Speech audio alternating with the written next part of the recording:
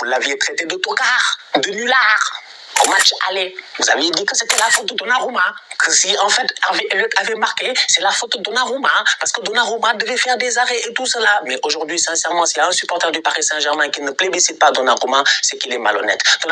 Paris est magique, Paris est magique, Paris est magique. Après avoir perdu à domicile 1-0 face à Liverpool de Mohamed Salah, Paris se rend à Anfield au match retour dans l'espoir de se qualifier, dominer Liverpool et gagner le match pour pouvoir se qualifier, espérer prendre leur ticket pour les quarts de finale de la Ligue des Champions.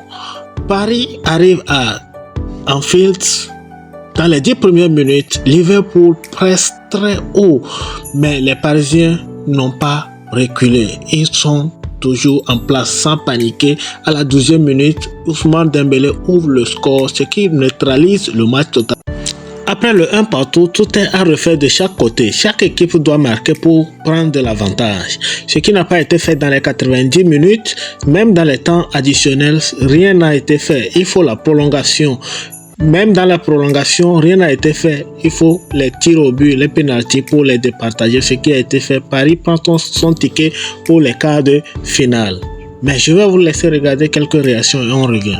Paris, c'est pas Southampton. Franchement, c'est pas Southampton. On avait dit ici que ouais, c'est pas Valladolid, c'est pas machin. Tu te rappelles dans le temps, c'était ça le discours. Mais là, c'est pas Southampton. Franchement, en fait, Paris, ils ont changé. Encore une fois, en deuxième mi-temps, t'as un temps fort de Liverpool, peut-être pendant 20 minutes. T'as 20 minutes où Liverpool doit marquer un but. T'as 20 minutes où Liverpool se crée des occasions, mais Liverpool ne marque pas. Pourquoi? Parce que Paris tient. Pourquoi? Parce que dans les buts, il y a qui? Il y a Gigio Donnarumma. Vous l'aviez traité de tocard, de nulard.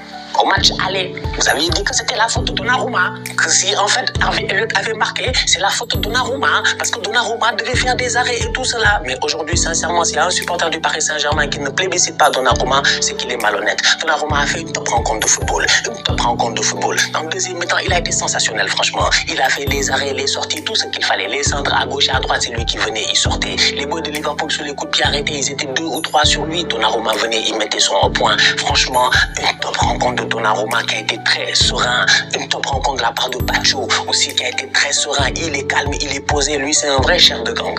C'est un vrai chef de gang, lui. Sincèrement, c'est un vrai... Lui, il ressemble au...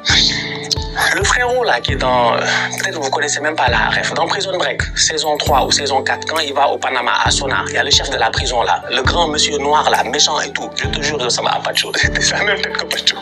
Pacho, c'est un fou. Pacho, aujourd'hui, il était chaud. Il était chaud. Il était très, très chaud. Il a sorti une bonne performance et défensivement, ça a amené cette sérénité-là. C'est un Paris Saint-Germain qui, je répète encore une fois, en début de deuxième mi-temps doit encaisser, il n'encaisse pas. En début de rencontre doit encaisser, il n'encaisse pas. C'est un PSG qui est resté solide dans ses bottes. Franchement, ils sont à saluer. Liverpool, de leur côté, ils sont décevants. Pourquoi? Parce que Liverpool, à chaque fois qu'ils avaient l'opportunité de claquer un but, il n'y avait que des tocards sur le terrain. Diogo Jota a fait un match qui est un non-match. C'est un non-match de la part de Diogo Jota. À chaque fois qu'il y avait tempête de Liverpool, ils récupéraient le ballon, Paris gardait le ballon. Moi, je pensais que Paris allait jouer en contre. Ils n'ont pas joué en contre. Ils gardaient le ballon, ils jouaient la possession, ils essayaient de trouver des espaces. Non, et franchement, moi, ils m'ont bluffé. Ils m'ont bluffé. Top performance de la part de Vitinha, top performance de la part du boy João Neves. Il a été très, très fort, mais excellent. Fabien Ruiz a fait son match, heureusement, mais bon, il n'a pas été extraordinaire. Mais là où j'ai encore été le plus bluffé au niveau du Paris Saint-Germain, j'en avais parlé la dernière fois, c'est que c'est une équipe de caméléons. Vous avez vu la ligne offensive, vous avez vu la manière à laquelle devant ça marche. C'est-à-dire que autant Ousmane Dembélé frappe son penalty, on ne sait pas, il se positionne comme un gaucher, il frappe comme un droitier. C'est Ousmane Dembélé. Il se positionne comme un gaucher, il frappe comme un droitier. C'est Ousmane Dembélé. Ça, nous tous, on le sait. Je ne sais pas de quel pied je frappe. Je m'appelle Ousmane Dembélé. Autant, t'as vu les permutations, frère? Dembous commence le match en pointe. Il finit la mi-temps à droite. Barcola finit dans l'axe. On commence la deuxième mi-temps, Kvaratskhelia vient dans l'axe. Barcola va à gauche, Dembélé va à droite. On finit la deuxième mi-temps, Dembélé est à gauche. Barcola est sorti, Kvaratskhelia est passé à droite. C'est des fous. Tu sais pas c'est qui l'attaquant. Tu ne sais pas c'est qui l'attaquant. Donc du coup, ça pose énormément de problèmes aux joueurs de Liverpool. C'est comme ça qu'Ousmane Dembélé va claquer son but à la 12e minute, en fait. C'est un Ousmane qui dézone, qui descend en bas, qui remonte, et puis les boys, ils sont comme, bon, bref, il n'y a pas d'attaquant de pointe, pas besoin de se fatiguer et tout. Konaté vient faire une bêtise, une erreur, malheureusement, et puis Ousmane vient claquer son but. Une équipe du Paris Saint-Germain qui joue sans numéro 9. Une équipe du Paris Saint-Germain qui attaque à 11, qui défend à 11. C'est ça la force de l'équipe de Luis Enrique. Vamos! C'est incroyable! On l'a fait, les gars! On a éliminé Liverpool chez eux. Après avoir perdu au match aller au Parc des Princes, on est parti à Anfield et on les a éliminés chez eux sans prendre le moindre but à Anfield en 120 minutes. On l'a fait, les gars! On l'a fait! Je suis trop content! Je suis trop content! On a éliminé Liverpool. On est en quart de finale après le 11 mars 2015 et l'élimination de Chelsea, le 11 mars 2020 et l'élimination de Dortmund tous les 5 ans, et maintenant le 11 mars 2025 on élimine Liverpool à Anfield. Vamos! Vamos! Vamos, on l'a fait, les gars! On l'a fait! Je suis heureux! Je suis trop content et je suis fier de cette équipe! Je suis fier de ce qu'on a fait! Je suis fier du visage qu'on a montré! Et je vais commencer par vous le répéter, les gars! Pour aller loin dans une compétition, tu as besoin d'un grand gardien! Tu vas pas en finale, tu vas nulle part sans un grand gardien! On attendait le match référence de Gigio Donnarumma. Ce soir, cette victoire, Gigio, pardon, je suis nul. Excuse-moi, on te la doit, Gigio. On te la doit, t'es un monstre. T'es un monstre, Donnarumma, impérial ce soir.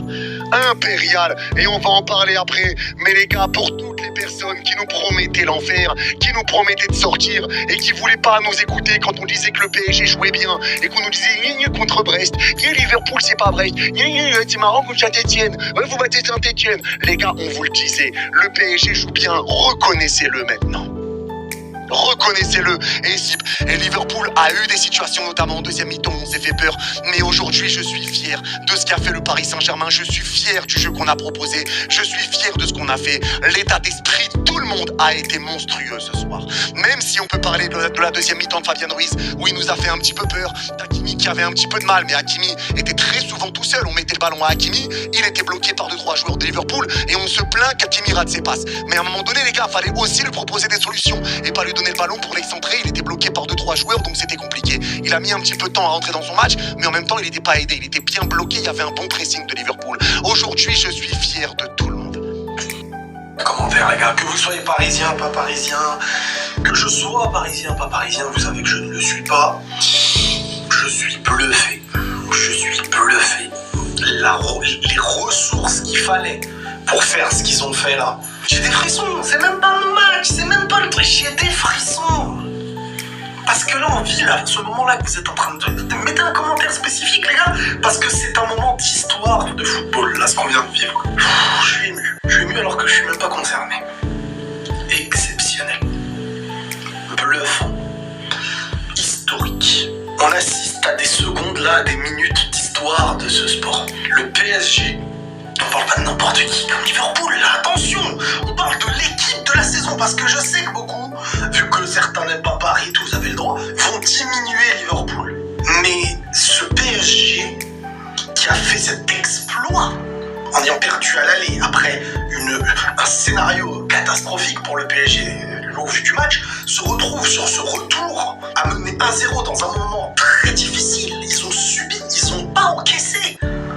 Ils ont subi mais une pression folle à Anfield et tout public, Ligue des Champions, 8e de finale, retour, t'as perdu à l'aller, tout était dans une situation. Mais Luis Enrique et 11 mars, c'est deux choses qui, pendant le match, je le regardais, et vous pourrez aller voir sur mon Twitter, j'ai répété, tu vois, quand Liverpool il rate, il pousse,